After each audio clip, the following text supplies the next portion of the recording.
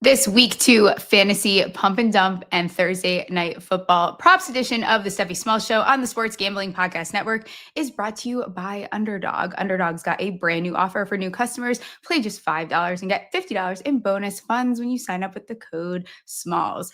We have 25% off everything in the merch store. Promo code football. Make sure to check out Stephie Smalls Show merch. Let's yap.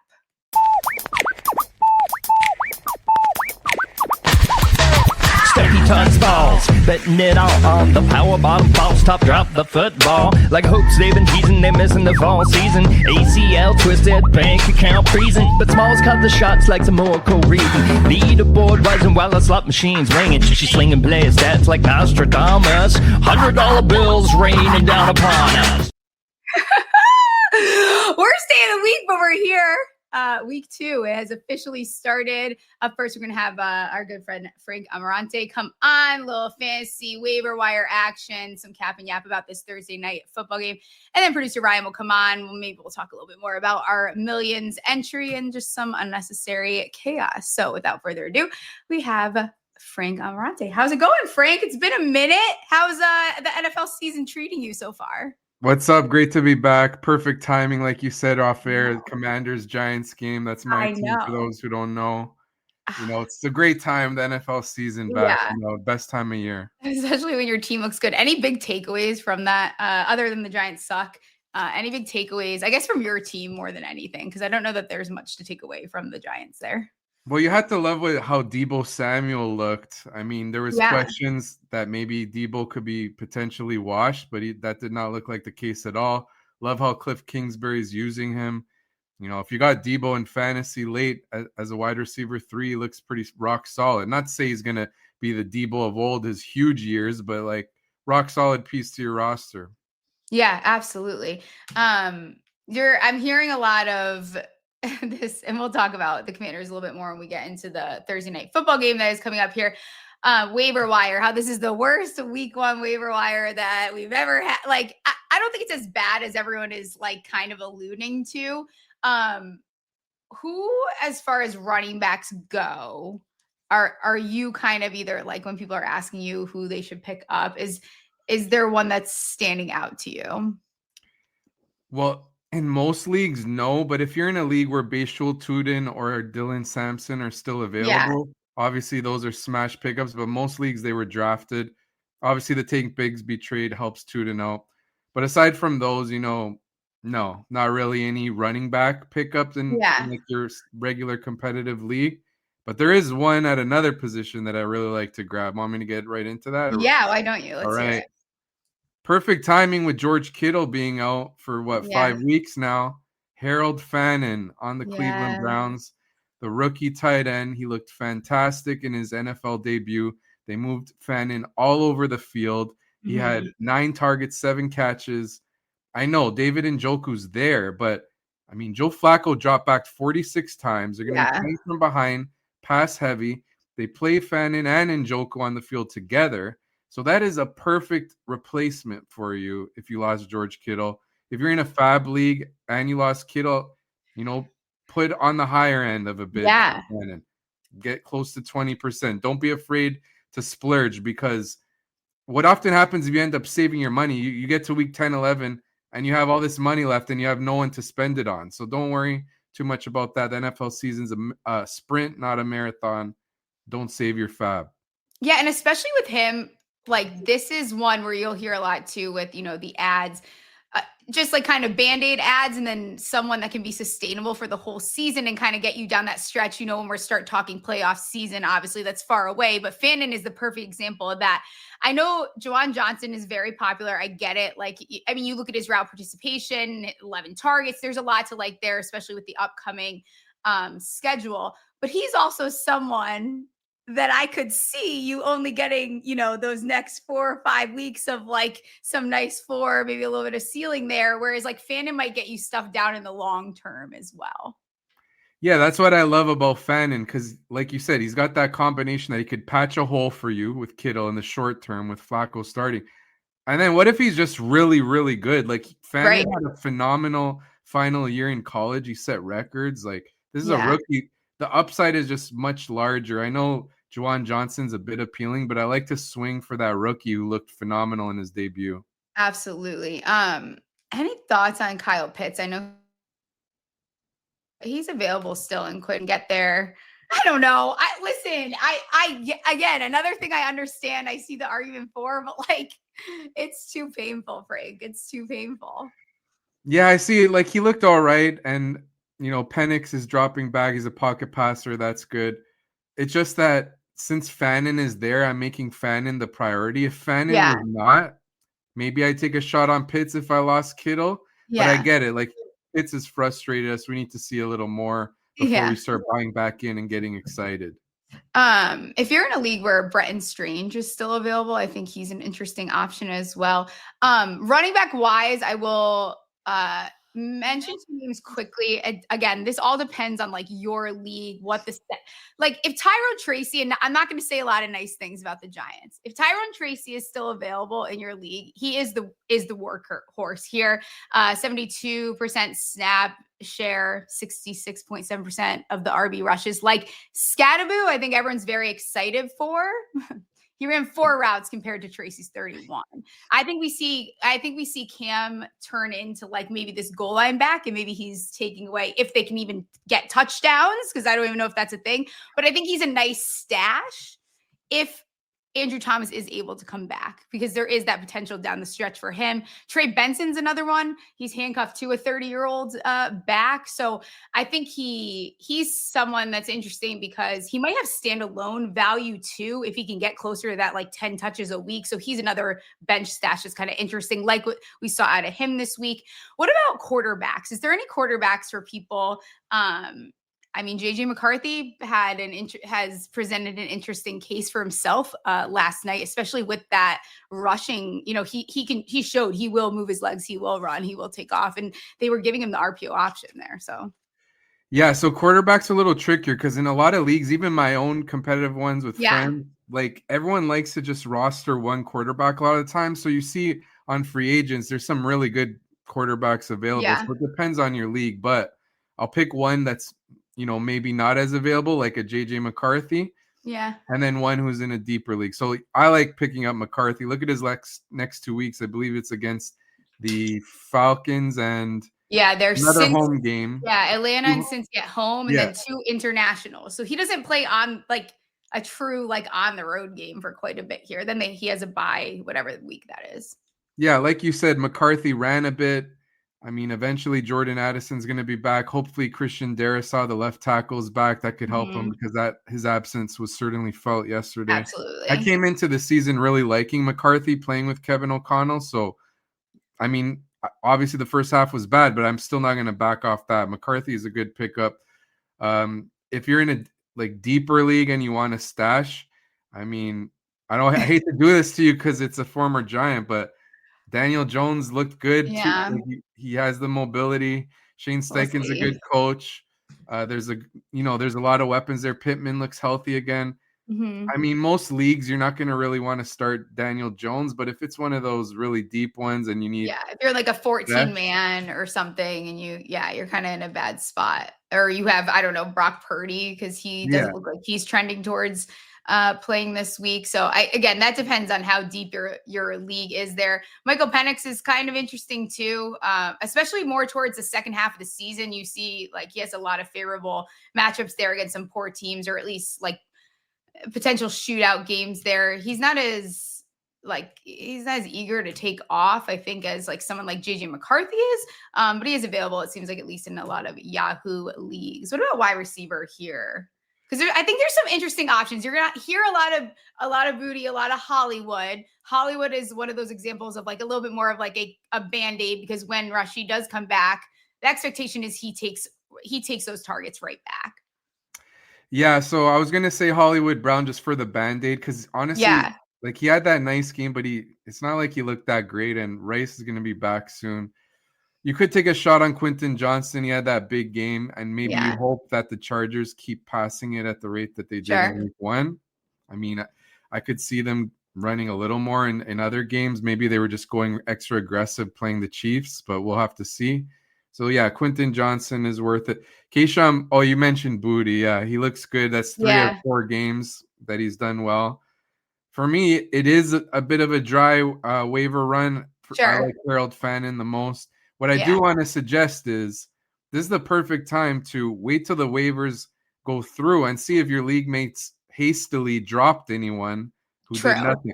Like Caleb Johnson, I'm not going to say he's going to do much the next couple of weeks. But still, if you have room on your bench, you could get him as a stash. If someone drops him and sees like he barely touched the ball, Caleb Johnson might be worth exploring. Yeah, I'm so with you on that one.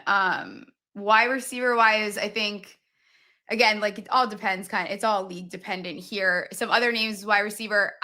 I mean, most people that have listened to this show for, as long as I've like had a podcast, and this was a while ago when I was still at Champions Round and I went to the Senior Bowl, like Calvin Austin has always been someone as a prospect that I was absolutely in love with. Like that is my little demon. I was so excited to see him getting the opportunities. We know how Aaron Rodgers is. Like once you get a good rap with him, that's good in my book that he's probably going to get you the ball again. I think he can fully be that wide receiver too. There was a lot of questions around who that would be. He had 6 targets, 4 receptions, 70 yards, 1 touchdown, 17 fantasy points, great hands. I think he's an interesting add. He's a nice flex option there. And then some other ones, Cedric Tillman, and then Umanor is very. Oh, that's what I was going to say. Yeah. Very interesting. Very interesting. I just, I put in a couple claims for him. I think he's a nice stash.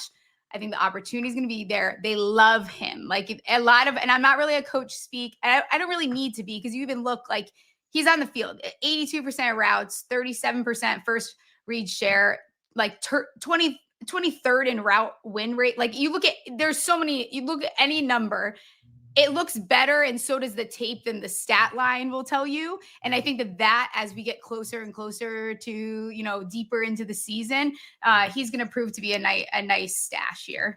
Yeah, quick stat on him. He had 130 plus air yards in week 1. Crazy. So they were really targeting Umanor, or however you say it, my bad.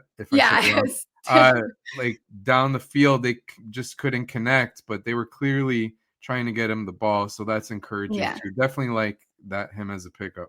Yeah. Cedric Tillman's probably, I think I said him already. And then honestly, like again, nothing that exciting going on with the New York Giants, but if you're in a super deep league, Wandell got a lot. He was getting a lot of looks there. So like if you need some flex and a little bit of floor, it seems like they're still going to be targeting him quite a bit. Yeah, for sure. Especially if you're in a full PPR, when he gets those underneath looks, Robinson could help round out your bench. Yeah. I struggle to drop people this early on because I think if I drafted them, I want to give it like a little bit unless they've got Is there any like obvious drop for you? Yeah, I'm like you. Like I don't want to do it right away. I trusted in who I drafted. But the thing is, like if you get in a situation where, maybe you drafted Tyjae Spears and you're stashing him and he's hurt. Maybe you lost Kittle. So you're losing players. You sometimes just got to let go. You got to go. One of them that I like that I just had to drop is Trey Davis on the Chargers. And just because I know he can make an impact later in the season, but right now he's just totally buried. Didn't get a lot of snaps, clearly behind Ladd McConkey, Keenan Allen, Quentin Johnston. So that was a league where the waivers did an extra run. It's a weekly league that they do it Saturday night, and I grabbed Harold Fannin before the game to see. Yeah, and it worked out nicely. Point is, like, you can't just if you need that roster space, you can't be. You got to drop some players that you like if they're not having a role yet. Yeah, gosh, it's hard. And I wouldn't, one thing I would say is like, I would probably chill out with like dropping anyone that you drafted early on, because you're going to regret that at some point. Like I would take a second before you're dropping guys that you took in some of those earlier rounds, unless obviously it's an injury and you don't have an IR spot or something like that. Before we answer some of these listener questions, we're brought to you by mybookie.ag. MyBookie is your place to place bets on football and everything else. Their prop builder is second to none. Their motto is bet on anything, anywhere, anytime. Easy deposit and lightning fast payouts using crypto. I've mentioned this before. Daniel Jones looked fantastic, and we love that for him. He also was barely pressured.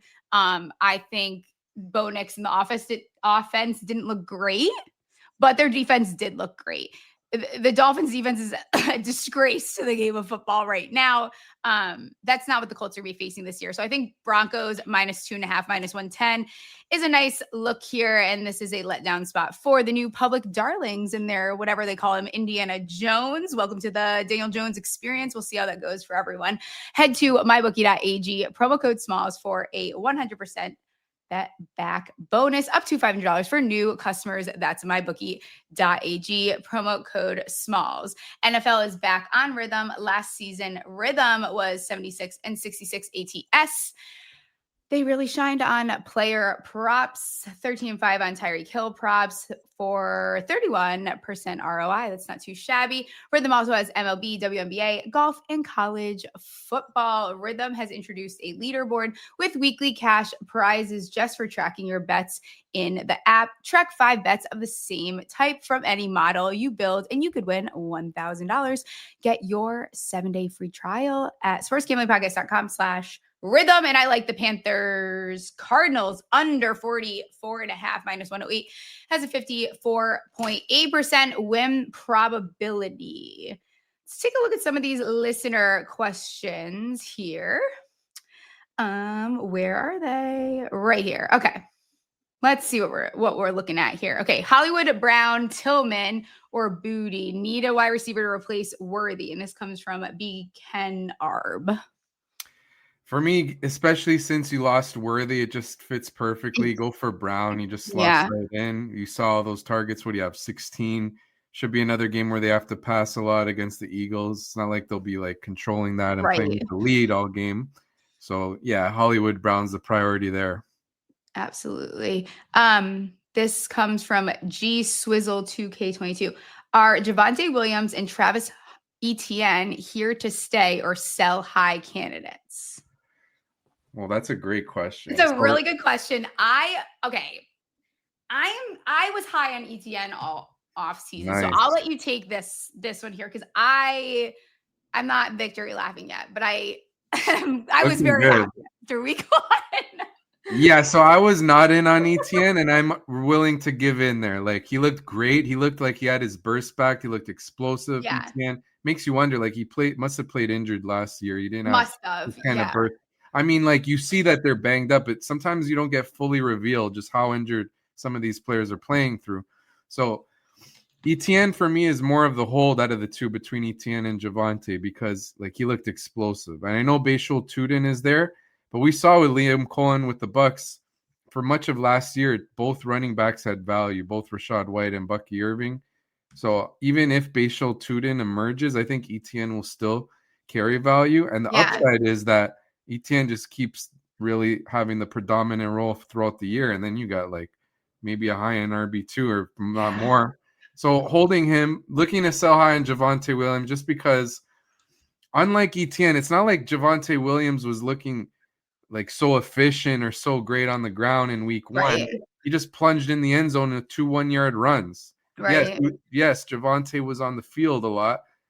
But it's week 1. Jaden Blue's a rookie. These rookies we've seen get eased in. Like Devon Achane in his rookie year was a healthy scratch. So I'd look to try to trade Javonte Williams out of the two, but hold Travis Etienne. And if you're going to move Williams, I'd wait until after he plays the New York Giants. True. Great is point. What I would do. I would wait until after this week, let him run all over the New York Giants, and then try to move on from him if you're going to do that. Etienne, I just think, fits so well. Like, Cohen loves a good inside like zone run scheme, and I like the fit there. I like Etienne as long as he stays healthy, just being the guy that they go to. I'm sure Tootin, like I don't think that Tootin doesn't have upside, but I don't even know what's stopping this team from even extending Etienne if he looks good enough. So I think that Etienne is in a nice spot here. Next question, I believe, has to do with Mr. Jordan Mason. This comes from Jeremy. Is Jordan Mason the new number 1 RB in Minnesota? Well, so coming into the draft season, I liked him. I still thought Aaron Jones would have a little bit more usage, especially early in the year, but seemed to be clearly like a 50-50 type of split. So I wouldn't say Mason's the one. like Mason had more carries, but Aaron Jones makes the impact in the passing game. I think both running backs will have value. I agree. If you took either of them, you should be, pretty happy because Aaron Jones fell too. Like I was gonna say, you didn't spend a lot of draft capital on either of these guys. Yeah. I will say, I think I'm with you where I will say, I think Jordan Mason shut me up a little bit last night. Like I was not as high on him. I thought that I didn't think it was going to be so 50-50 right off the bat. Jordan Mason is faster than I remember. Absolutely. And he runs nastier than I remember. Are they also able to now take off some of the workload from Aaron Jones and then down the stretch we maybe see a little bit more? I don't know. We'll see how it goes. I mean, does Aaron Jones get more of like the goal line stuff? I don't know. We're going to find out. I don't think is he the new, I think it's more of like a 1A, 1B thing than I'm not declaring him RB1 yet. Yeah, totally agree. The next one is from ZR_dude. James Conner owner. Trade Zach Charbonnet for Trey Benson. I'm going to say no to that, even though I get it. Like you're concerned that, Trey Benson had a role right away. He looked good. He had that 50-yard run. But for me, like Zach Charbonnet played a lot in week 1. It's not like before I was wrong on this. Like I was in the camp that would be like, let's see it on the field first if it's more of a committee. Because last year when Walker was healthy, he would get really a lion's share of the touches. But now it looks like a clear committee. And this is a case where I'd rather just hold Charbonnet and hope that he can maintain this flex value, maybe even high-end RB2 if he totally overtakes Walker. So keep Conner and hold Charbonnet. Don't trade him for Benson. Yeah, I wouldn't either. Because I think even like if Conner were to go down, I think Charbonnet still has more upside than Benson does. Yeah. Yeah. Because every time he's had a main role, he's smashed. Yeah, absolutely. The last one comes from Johnny. Bo Nix or Penix? Neither of those make me very excited. Well, I mean, like with what Bo Nix did last year and how he runs a bit, I still have to say Bo Nix. Obviously, Bo Nix laid an egg in week 1. Sure. But I have to rank Nix ahead of Penix. With that said, like I'm not so excited because in taking Nix coming like throughout drafts because you had to pay up for his, surprising rookie year. I could have just waited and taken like Drake May. It's like for me, there wasn't as much of a difference that warranted the difference in ADP. So I would still rank Nix ahead, but Penix, especially in the playoffs, they got some great matchups facing the Bucks again and so on. I don't remember the others, but good matchups. So Penix could emerge as a streamer, but I like Nix more just because he runs. Okay, one last thing on fantasy. That was the last question, but one last thing on fantasy I want to bring up because I don't think you and I had talked about this, but I know we were on the same page. Hampton and Najee. Oh, yeah, where are you at with Hampton? Okay, well, everyone loves Hampton, but throughout the draft, he didn't look as good as everyone is declaring. So many people in fantasy love Omarion Hampton. I get it. Like he went first round, run heavy offense with Justin Herbert. He's a good player. But for me, throughout drafts, I wasn't taking Hampton in round 3 because I was always taking JSN in round 3 because I just love him this year. And I was taking running backs early, like getting Bucky, Chase Brown. For me, Hampton should have went like round 4-ish just because I don't think he's going to catch a lot of passes in the Greg Roman offense that usually they don't target the running back. And, I thought Najee Harris would play a little bit. Now, week 1, he didn't. It was all Omarion Hampton. But Hampton really was inefficient. Yes, the Chiefs' run defense is good. But, Najee Harris missed so much time throughout camp with that eye issue. So they clearly limited him in his first game. Yeah. Who's to say that Hampton's going to keep up that huge volume we saw in week 1? I don't think he will. Not to say Najee will make it an even split, probably 60. He's going to be involved though. I don't care. I'm going to die on that hill. I don't think that Najee was 100%. I don't think that what I think is I think people are taking away from the fact that like Hampton didn't get all of that work 100% because they decided that that's who they want to get. Like Najee has been hurt and there's something going on with his eye still. So I think that it's more so like Najee's definitely going to eat into that like workload that he had. I'm not saying like it's not going to be a 50-50 split, but I do think Najee at some point is going to be a little bit of a nuisance to people that have Hampton. Yeah, totally agree. That's the whole thing. It's not like I thought Hampton would just be a total bust and just kill your teams. He's It's just great. that I'm not. I Yeah, didn't want again, to. like I don't think he's a bad player by any means. I just didn't want to pay up for Hampton. I could have got James Cook later, Right. and we already seen Cook do it. So Yeah. that was my takeaway. I was taking JSN at Hampton's ADP. They were so people were very defensive about Hampton. Yeah, they're really defensive on Hampton. And I feel like you were either a Hampton person or a Henderson person is kind of where it was at. And whereas I was all Henderson from the draft. I would start drafting Henderson in May. It was going to be Henderson for me. And I'm not, I don't know. So that's where I'm at. I had to bring it up because I know that was one of the takes I saw. We both very much had this off season, and I'm going to stand my ground there a little bit. All right, Cap and Yap here. Thursday night football game. Your Washington Commanders, Green Bay, 3.5-point home favorites. Green Bay off a very nice, strong win versus the Lions. Where are you at with this game? Should be a really good game. Should be close. I love how the Commanders took care of business in a game that looked like a perfect, kind of letdown spot. People were worried about the Giants pass rush. Commanders got it done. Love how Debo looked. Obviously, the Packers defense looked great.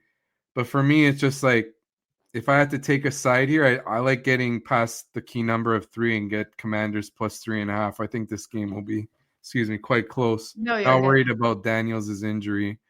Yeah. Should be a great game. Is Eckler banged up or no? Yeah, he's a bit banged up. Okay. I think he'll play, but hey, Bill, Ja'Cory Krosky-Merritt looked amazing. I know. I really wanted him to not look amazing just because everyone was so obsessed with him. But he is. He looked great. It's awesome. It's great. I know because I liked Eckler. I liked his receiving yards and his receptions. I took his receiving yards in the first quarter. I looked at that before we jumped on. It's down. So I feel less confident about any of those numbers. So I'm probably not going to give those out. I did win on going under on Terry McLaurin receiving yards week 1. And the reason I did that bet was just because McLaurin with the contract dispute, he missed a lot of practice. I just feel like he'll have a slow start. So I'm probably going to take that again until we see him start getting going. Yeah, when I had producer Ryan pull my underdog entry for me, I originally had Terry McLaurin's yards, and then I had him take it out because I think if anything, I don't hate the longest reception number, obviously, because Jaden Daniels, really overthrew that pass. He had him there, He did. That was pretty bad, but I think we could see some of that because they're going to want to get Terry involved. Does that mean he goes over his receiving yards? I don't know, but I could see him getting a long bomb, but that 54.5 is a little, I don't know. Yeah. He's getting a 20-yard reception, and then we see, a little bit of something else. Yeah. I mean, he could go over. Just for me, I'm just going to, it worked in week 1, and I have this hunch that he's going to have a slow start. I'll just ride it again. Okay. But, because we've seen, sometimes these receivers, when they've held out, they get off to a slow start. Brandon Ayuk last year before the injury was really not doing much after missing so much time. So that's my reasoning there. I took a look at Ertz. I think there's value there on his over 3.5 receptions at plus 100. His longest reception is 14.5 minus 120. He dropped two longer passes that he definitely could have gone over this number. I think it was 17 last week. Laporta had a nice day versus Green Bay. So I think Ertz, as long as he catches the ball, can also replicate that.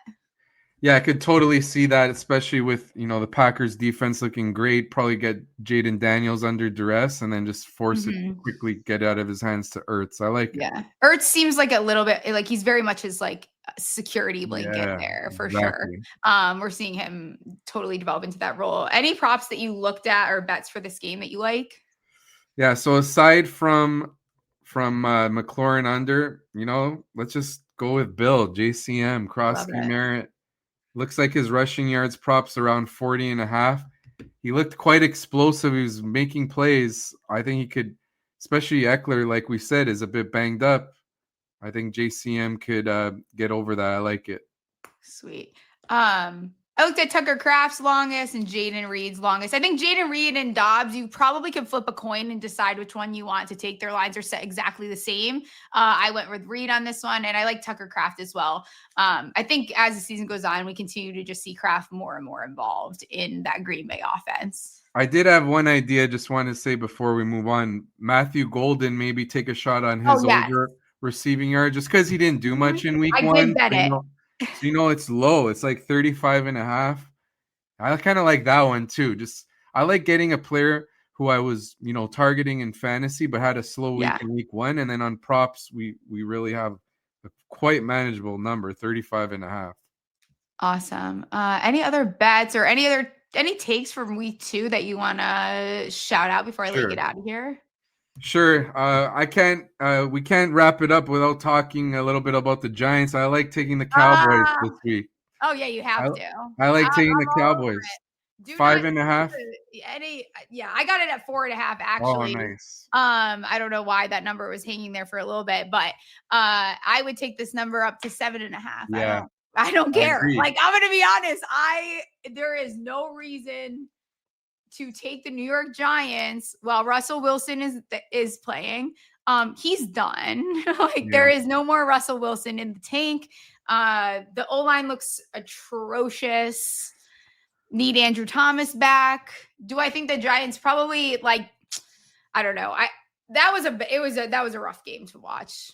So yeah, and plus, little other cherry on top, Cowboys longer break playing last Thursday. Yeah, exactly. At home, Dak kicks our ass. And the Cowboys played pretty well against the Eagles. I know Jalen Carter was out, but I mean, they did decently. It didn't matter. There's one competent team that's going to be on the field on Sunday, and it's unfortunately the Dallas Cowboys. It's not the New York Giants. Now McFadden's out, which makes me think that Shane Bowen is going to continue to misuse Abdul Carter. It's not looking pretty. So I think, CD, I would bet I'd bet CD 100 plus yards. I would bet him to have a 30 plus yard reception. They should have a field day there. Probably that's why Javonte Williams, if you have him, I'm not putting him on the trade block this week. Put him on the trade block next week after he plays the New York Giants. Love that call. Love that. Yeah, absolutely. All right. Let people know where they can find you, what you're working on, and then I'll let you get out of here. Yeah, so you can find me on social at F Ammirante TFJ. I write for a number of sites, Rotoballer, everywhere, Fantasy Pros, just a bunch of sites that you can find my fantasy and betting content.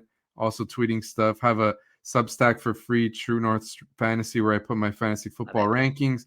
And you can feel free to message me any questions for lineups or trades. And as always, it's a pleasure being on the show. Always. You're the best, Frank. Yes, we'll have to get you back on. Maybe a little bit later in the season. Maybe when the Giants aren't as bad. They're going to be bad all season. I'll see you later.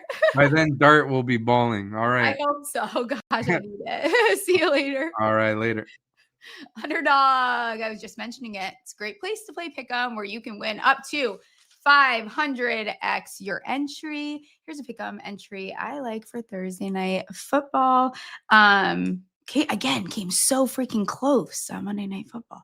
We were right there. Okay, Ertz longest 14.5 higher. Kraft longest 17.5.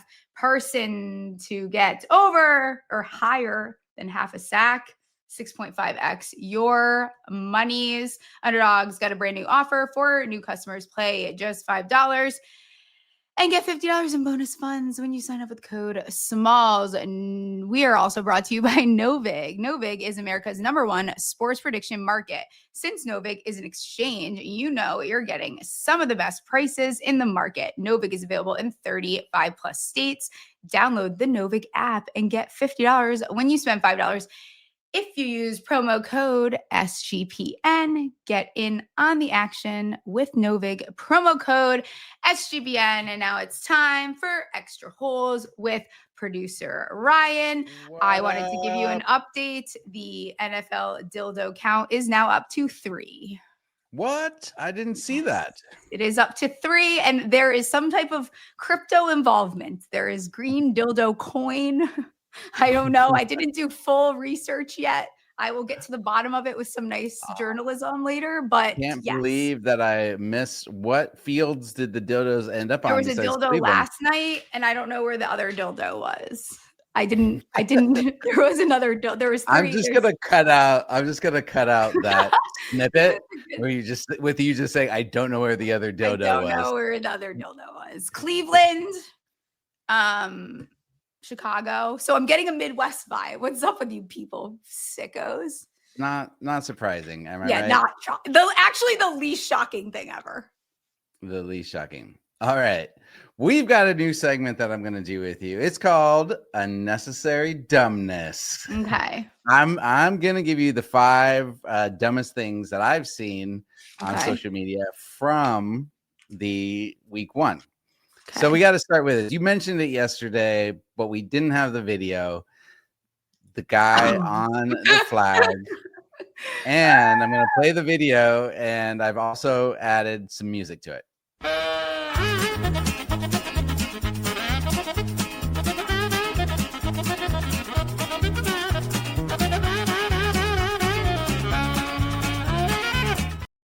How? I mean, I still don't understand how he got to the middle of the flag. Also, how do you get caught? And he's not it's not like an infant doing that. It's like a larger, not large, sorry, but not a small human. A full grown ass man is what you mean. Full grown ass man. Yeah, I don't get it. Why is he crawling? Why can't he run? Run off the flag. I think because it's the American flag. I think he's being respectful. Does that make it better to crawl across it? I don't know. You're already fucking on there. Just get off. How the fuck did you even get on there? That's what I'm wondering. Why are you on there? I haven't gotten answers. We need to burn MetLife to the fucking ground. That's all I know. All right. All right, you sent me this as well. Oh no. I kind of like it. I feel like she's wearing Cam Newton's hat. She might be, but she also might be kind of fucking. It's kind of fucking badass. She's like, I need to know who's bullshitting me, and I'm on the sideline. I think there's a lot going on here, though. Maybe we could. She looks like she belongs in a safari. Yeah, is she on safari? 1. She's giving me Cam Newton vibes too, but also look how much stuff she has on her. What is on there? I guess I'm wondering. First, she's got the I don't know the walkie. Is she listening in to what the coaches are saying? I don't know. She is because she wants to know if people are bullshitting her. But do you like this look? It's kind of me coded. I feel like that's what I would do.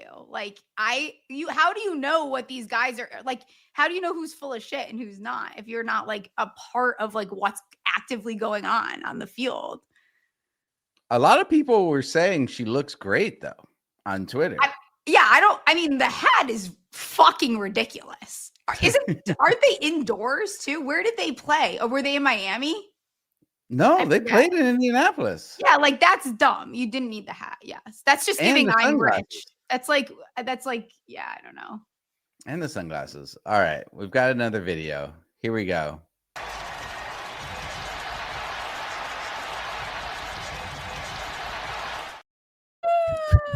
I love Cam Bynum's TikTok dance. I love him with my entire whole heart.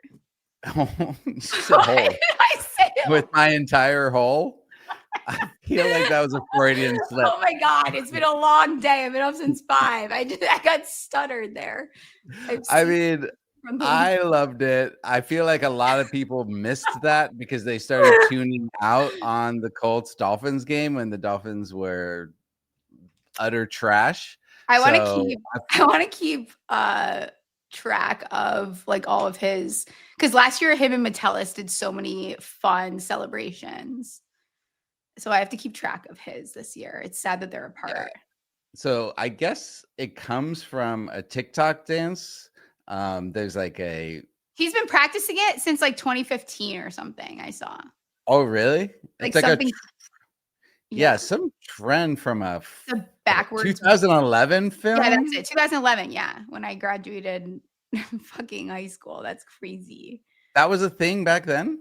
I don't know. I have no idea. I wasn't doing it, but I could just see you doing that across when you get in your diploma, your high school diploma. Oh yeah. Okay. No. Here we go. A couple more. Oh, your mic just got so clear and perfect. That was weird. Oh, did I just move it correctly? Yeah, wherever it is, it needs to be like that all the time. Okay. Good to know. Good to know. Okay. I can lock this in.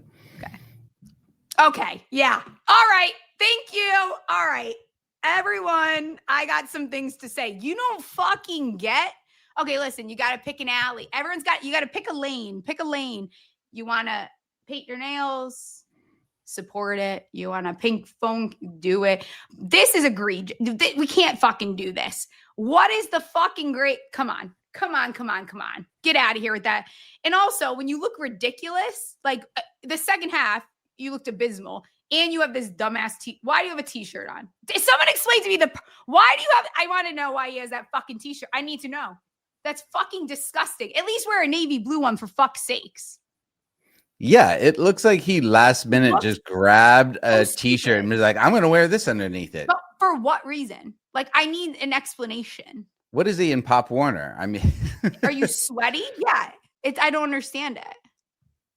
You can't have like a tight Under Armour something on under Can that. You just dress like a football player? You fucking weirdo. Right. It's yeah. Support weird. the painting his nails. But here's the thing: if you act like you're into fashion, painting your nails, wearing cool clothes, and know how to do fashion. Yeah, you can't go out on the football field wearing that. That's ridiculous. All right, last one, and he had a great fourth quarter. But the freaking war paint that he's talking about, alter ego activated, he's saying, I kind of make this switch when game day happens. That's when the war paint comes on.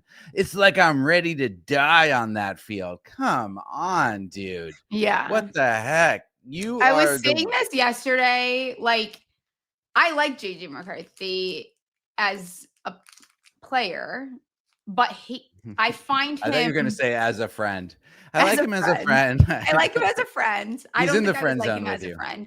I find I don't know. He's kind of like a Russell Wilson Jr. with the like weird bullshit. Like with the like going to war with my okay. Like he's got the same. Yeah, I don't know. It's quotes, like giving except like he's not.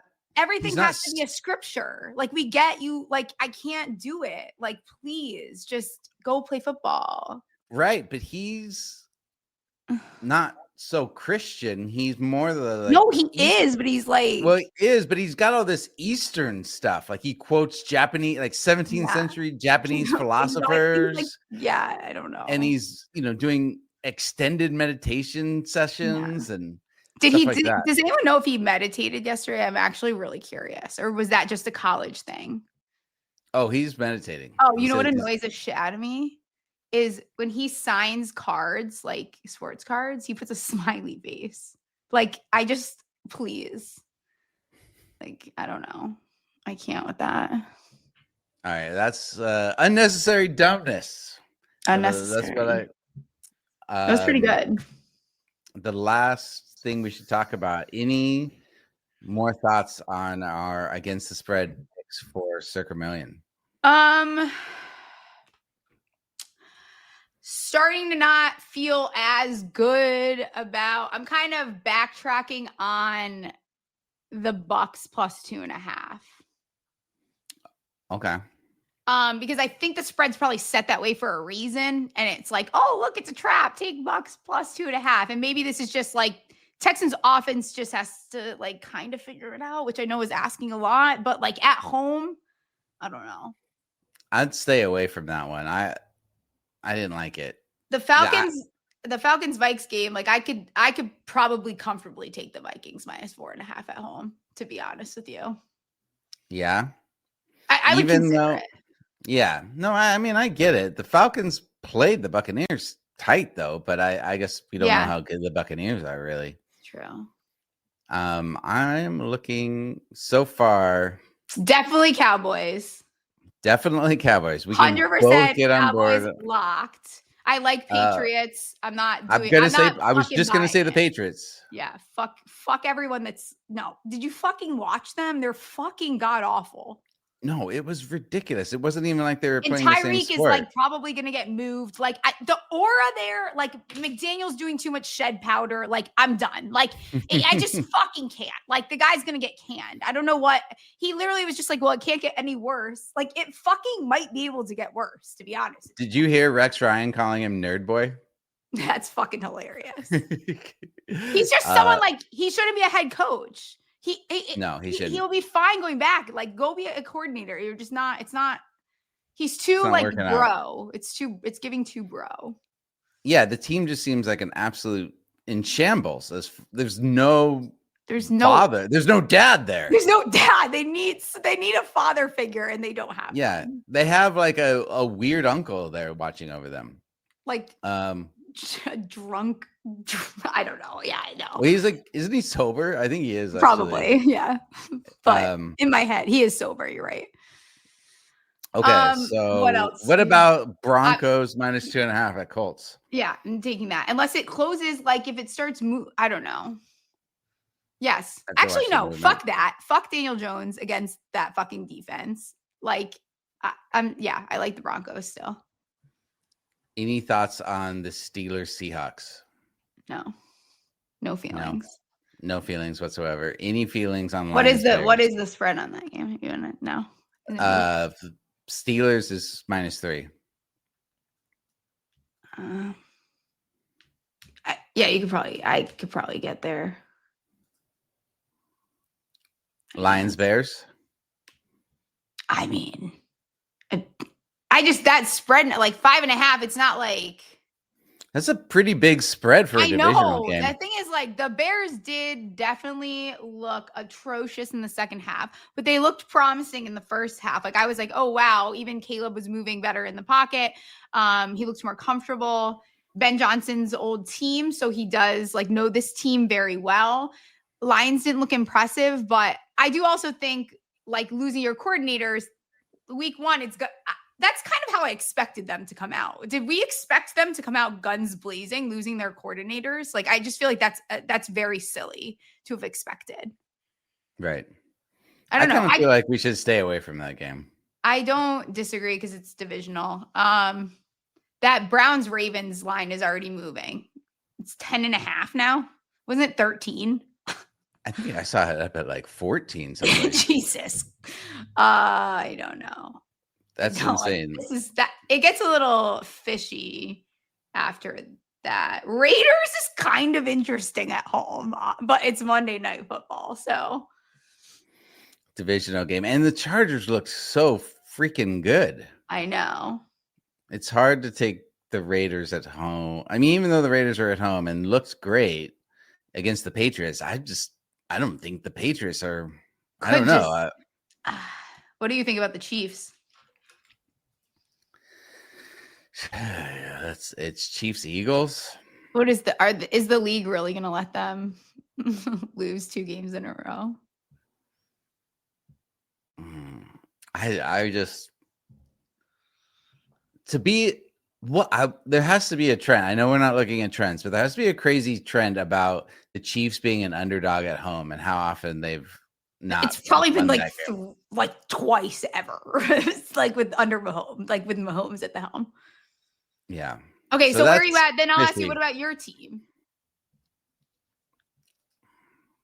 No. I had a long conversation with my buddy who's a big Cardinals fan today, too. We talked for about an hour, and we agreed there's just a lot of moving pieces on the defense. I think that defense will be really good, but it's a very complicated defense, which they mentioned multiple times on the broadcast on Sunday.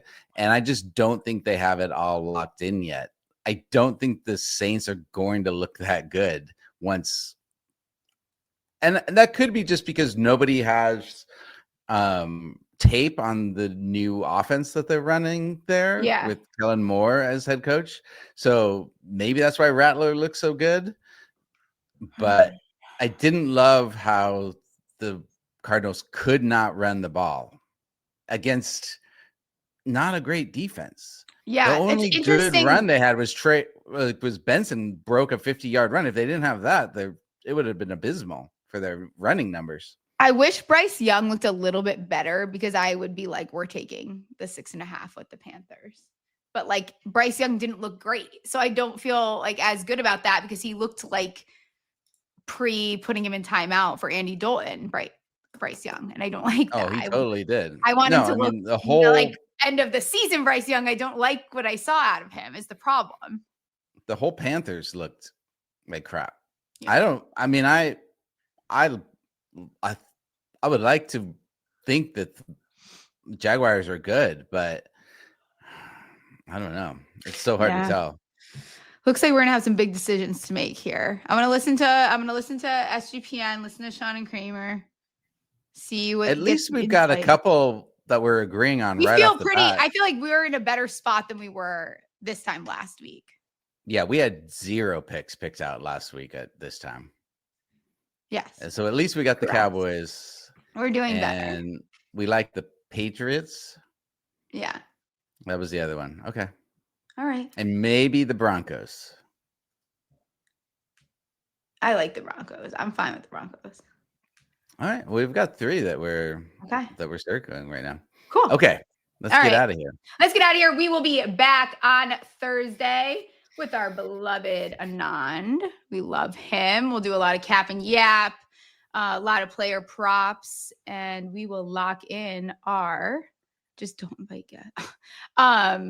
You guys are funny in the chat. But we'll see you Thursday. Like, rate, review, subscribe, do all the things, and we'll be back on Thursday. See you guys.